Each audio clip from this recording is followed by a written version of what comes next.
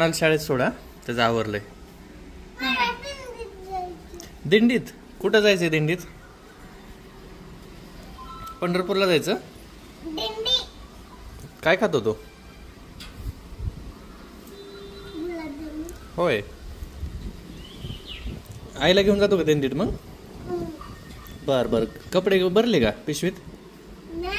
का रे?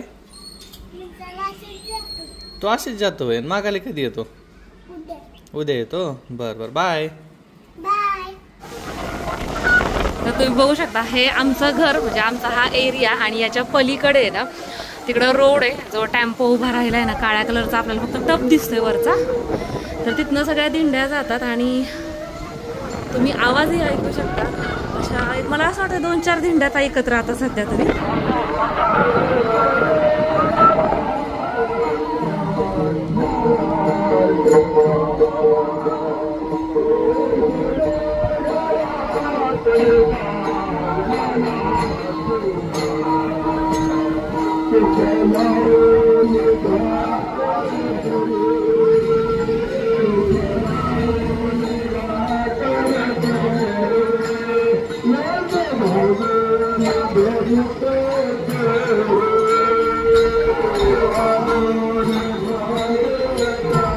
क्लिनिंगसाठी माझ्याकडे आहे अगारोचा रिगल हँडल्ड व्हॅक्यूम क्लीनर. तुम्ही याची वायर बघू शकता, भरपूर लांब अशी त्यांनी दिलेली आहे, जेणेकरून आपण अगदी कानाकोपऱ्यामध्ये सुद्धा हा व्हॅक्यूम क्लीनर यूज करू शकतो. इथं वरच्या बाजूला अशा पद्धतीचं लाल बटन देण्यात आलेलं आहे. ते असं प्रेस केलं की याची मोटर त्याचबरोबर डस्ट कलेक्टर अशा पद्धतीनं खूप इझिली सेपरेट होतात. डस्ट कलेक्टरच्या आतमध्ये तुम्ही बघू शकता डस्ट फिल्टर दिलेला आहे, आणि याच्या आतमध्ये इथं हे जे तुम्हाला दिसत आहे ते मोटर फिल्टर आहे, की ज्यामुळे आपण क्लिनिंग केल्यानंतर जी काही डस्ट जमा होती ती या व्हॅक्यूम क्लीनरच्या मोटरच्या आतमध्ये जात नाही. हे वॉशेबल आहे, तुम्ही धुवून परत वापरू शकता. हे व्हॅक्यूम क्लीनर असेंबल करत असताना आपल्याला अशा पद्धतीनं इथं हे एक्सटेंडर लावून घ्यायचं आहे, आणि त्याच्यानंतर तुमच्या सोयीनुसार याचं पुढचं नोझल तुम्हाला फिट करून घ्यायचं आहे.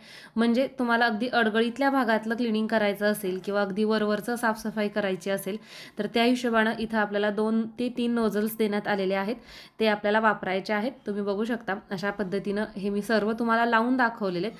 आता मला जे क्लिनिंग करायचं आहे त्या हिशोबानं इथं मी हे नोझल आणि हा पाईप लावून घेते. खूप साधा सोप्या अशा पद्धतीचं हे व्हॅक्यूम क्लीनर आहे. अगदी सहजपणे प्रत्येक गोष्ट तुमच्या लक्षात येते. तरीही काही नाही समजलं तर त्यासाठी इथे आपल्याला मॅन्युअल देण्यात आलेला आहे. गादीवरती खूप सगळी डस्ट असते, पण झाडून किंवा कपड्याने ती व्यवस्थित अशी साफ होत नाही. तर व्हॅक्यूम क्लीनरला इथं मी मल्टीपर्पज ब्रश लावलेला आहे पुढे, आणि तुम्ही बघू शकता डस्ट कलेक्टरमध्ये खूप सगळी डस्ट जमा झालेली आहे. गादीप्रमाणेच घरातील खिडकीचे, दरवाजाचे पडदे असू द्यात किंवा खिडकीच्या ह्या ज्या स्लायडर्स आहेत त्याच्यामध्ये आपला झाडू सुद्धा जात नाही किंवा छोटासा ब्रश सुद्धा पोहोचत नाही. तर त्याच्यासाठी आपण इथं हे अशा पद्धतीचं नोझल वापरू शकतो, आणि तुम्ही बघू शकताय डस्ट कलेक्टरमध्ये खूप सगळी डस्ट जमा झालेली आहे. साफसफाई करायची म्हटलं की आपल्याला खूप सगळी तयारी करावी लागते, आणि त्या तयारीमध्ये खूप सगळा पसारा होतो. म्हणजे बघा ना, बादलीत पाणी, स्वच्छ कपडा, झाडू, सुपली या सगळ्या गोष्टी एकत्र कराव्या लागतात. पण या व्हॅक्यूम क्लीनरमुळे अगदी बिनधास्त आणि कुठलाही राडा पसारा न करता आपली साफसफाई होणार आहे. याच्यामध्ये जे डस्ट कलेक्टर दिलेला आहे ना, त्याचा स्पेस तुम्ही बघू शकता, खूप चांगला असा त्यांनी दिलेला आहे. मी सोफा, बेड, खिडकीचे स्लायडर्स हे सगळे साफ केलेले आहेत, आणि इथं तुम्ही कंटेनरमध्ये बघू शकता किती सगळी अगदी बारीक, डोळ्यांना न दिसणारी आणि दिसणारी अशा दोन्ही पद्धतीची घाण याच्यामध्ये साठलेली आहे. घरातील जो भाग स्वच्छ करणं खूपच कष्टाचं आणि त्रासदायक काम वाटत होतं, ते आता या व्हॅक्यूम क्लीनरमुळे खूप सहज, साधं आणि सोपं झालेलं आहे. याची लिंक तुम्हाला डिस्क्रिप्शन बॉक्समध्ये देत आहे, तेथून तुम्ही खरेदी करू शकता. तर काय घ्यायचंय बघ तुला, त्यातलं काय घ्यायचं? ते वाजवणारं दाखव रे भैया, ते गोल तुझ्या हातातलं ते घ्यायचं का?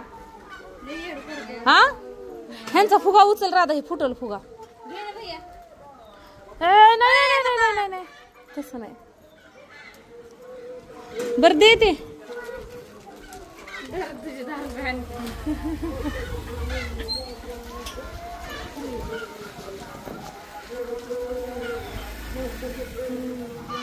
काय घेतलं राम, दाखव इकडं.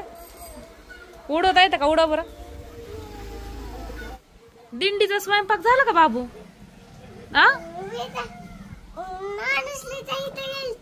मग तिथं स्वयंपाक करत होते ना? आपण जायचं ना संध्याकाळी जेवायला तिथं. अयो. आणि ह्या दोघींची झाली आहे मॅचिंग मॅचिंग. सई इकडं बघ.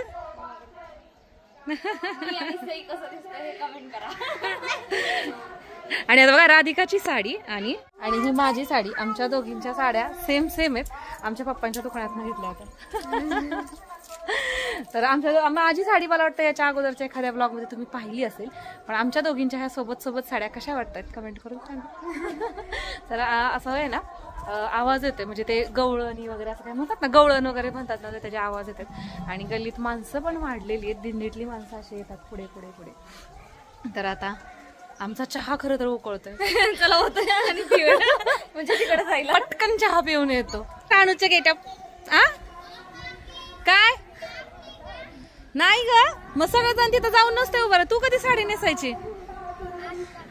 जा ना मग नेस. बायका आल्यावरच्या पुढं कधी नेसणार तू? जा. पाया पडते कैसे दिंडीचे. काढला काढला काढला. अरे राणू तुझा आंबा खाल्लेलं तोंड पुसायचंय. चल घरात चल घरात. आणि इथं बघा कशी रांगोळी काढलेली आहे. आणि आमच्या गल्लीतली काही पोरं माणसं दिंडीच्या स्वागतासाठी तिथे गेलेत. आणि आम्हालाही जायचंय खरं तर अगदी शेवटपर्यंत. ताटं कुठे आहेत ग? सासवांच्या हातात ताटं दिलेत आणि तिघी जणी चालला होता हातात हात घालून.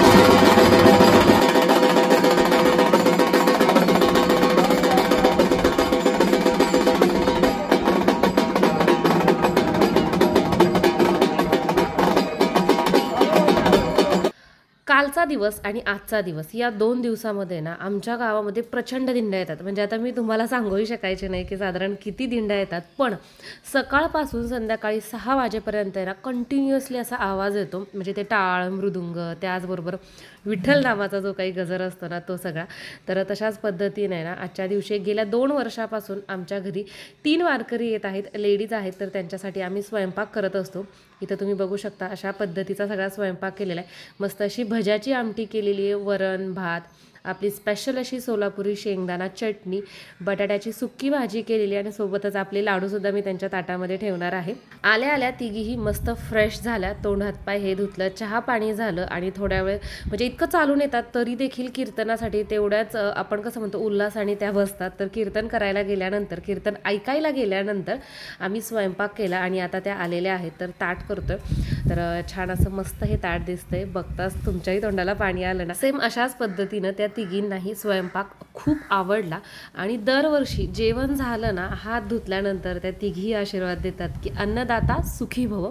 तर हे वाक्य ऐकायला खूप छान वाटतं आणि आणखीन जास्त आपल्याला त्यांच्यासाठी काय करता येईल असं एक मनामध्ये आपण म्हणतो ना एक विचार तयार होतात. तर तशाच पद्धतीनं आम्ही दरवर्षी त्यांचा छान असा पाहुणचार करतोय. आणि हे सगळं करत असताना सई देखील आम्हाला मदत करत होते. तर त्या निमित्ताने सईला पण थोड्याशा गोष्टी समजतात की बाबा बाहेरचे पाहुणे आल्यानंतर आपण कशा पद्धतीनं वागलं पाहिजे, काय केलं पाहिजे, काही नाही केलं पाहिजे. म्हणजे तिच्या बजेटच्या ज्या गोष्टी आहेत ना त्या तिला करायला लावतो. तर सई त्यांना वाढत होती. त्यांना खूप जास्त कौतुक वाटत होतं. अशा पद्धतीचा हा होता आजचा व्लॉग. तुम्हाला कसा वाटला कमेंट करून नक्की सांगा.